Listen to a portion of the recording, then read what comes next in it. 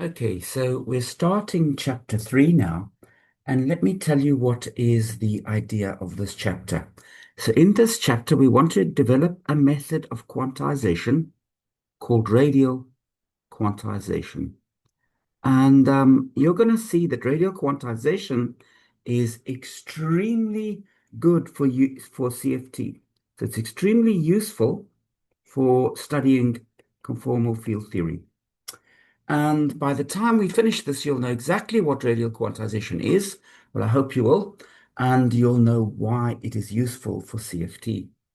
Now, to develop radial quantization, first of all, I just want to give a quick review of the ideas of quantization. So let's just say review quantization.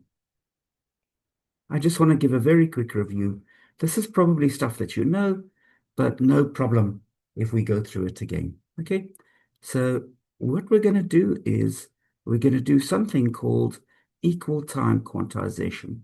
And this is probably the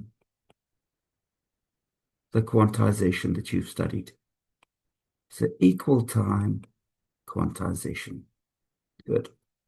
So let's see what that is. Okay, I'm going to draw a bit of a cartoon here to give you the idea. So the first thing that we do is to perform a quantization, we need to foliate space-time.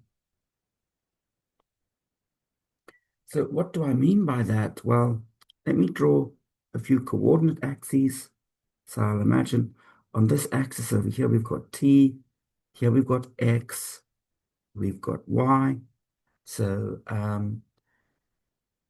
X and Y spatial coordinates. T is a time coordinate, and it's equal time quantization. Time is playing a special role. And what we do is we cut space-time up into slices, these blue slices. And what's special about these blue slices is that they collect all the points in space-time that have the same time. So each slice, so we've got slices. And what is a slice? It is the set of events in space-time at a given time. Um, a given time. So you look at all of the events at space-time, those events that happen at some specific time will be on a slice. And the other thing that we know is every event belongs to a slice. And what's more, it only belongs to a single slice. So let's say every event belongs to a unique slice. Often when you hear people talking, if they've got a little bit of mathematical sophistication, they've learned a bit of geometry, instead of using the word slice, they'll often use the word leaf.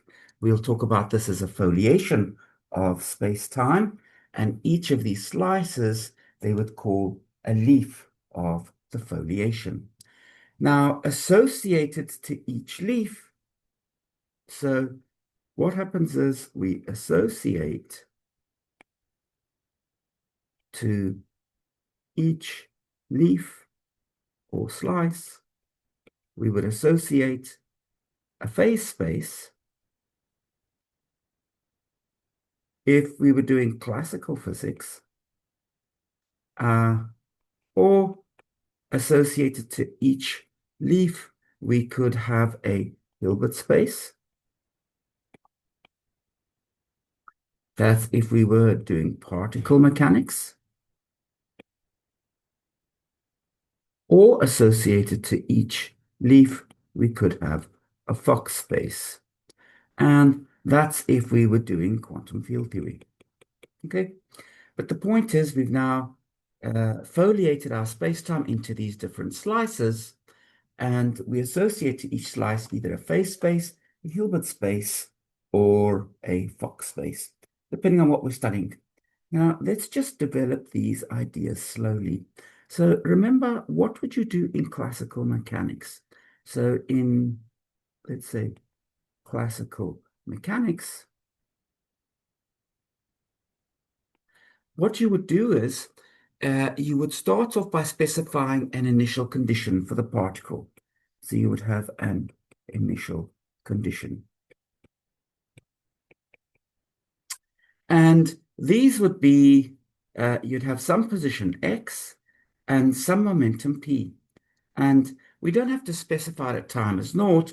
We could specify it at the initial time. Let's call it t. So you would specify all values for x of t and p of t. This would be the set of all possible initial conditions, or equivalently all possible states, because at the initial time, the particle could take any state it's allowed to take. So this space of all possible initial conditions, all possible x of t and p of t, this is the phase space.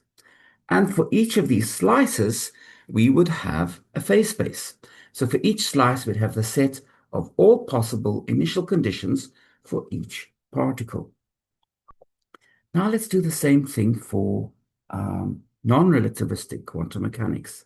So in non-relativistic quantum mechanics, so if we were studying the quantum mechanics of a particle, so we're studying a particle now, then we would have, for each slice, we would again have the set of states that a particle could be in, and the set of states that the particle could be in would be the Hilbert space. The Hilbert space is the set of all possible states, so in particular, all possible initial conditions. So we would have a Hilbert space for each slice. So you can see that time is playing a special role because time is defining our slices for us, but it's a little bit more than that. So now when we're doing the quantum theory, we also have to quantize. So for each momentum, let's call it pi of t, how would we get hold of the momentum? Well, the usual rule is we would take a derivative of the Lagrangian with respect to x dot I of t. X dot is a time derivative, and this equation is happening at the same time. And then to quantize, we would say, we would impose this commutator. So to quantize, you're now dealing with operators. To specify those operators, you need to write down an equation that would define those operators, and that equation is precisely this commutator. So you would say pi of t with xj of t is equal to minus I h bar delta with a j and an I. There's a few things I want to stress here. So notice that inside these two red boxed equations, all of the quantities refer to a specific time t. So these equations hold on a slice. So these are equations that would be written down for a specific slice in the theory. The other thing is I've indicated where h bar goes. The reason why I've indicated where h bar goes is that I want to stress that this is where h bar is put into the theory.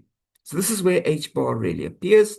It appears in this commutation relation, and that's where you put h bar into the theory. Good. Okay, now let's continue and let's write down the analogous equations in quantum field theory.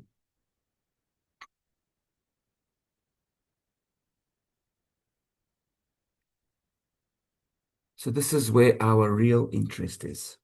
Good.